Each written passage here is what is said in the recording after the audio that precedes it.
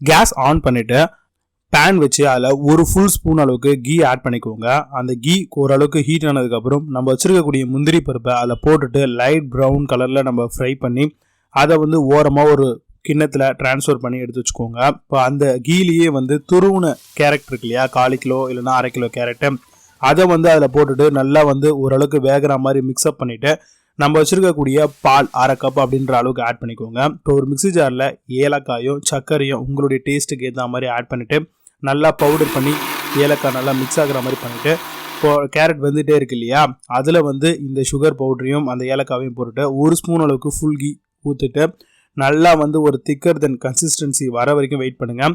திரும்பவும் நடுவில் ஒரு 1/2 ஸ்பூன் அளவுக்கு நெய் ஊற்றிக்கோங்க.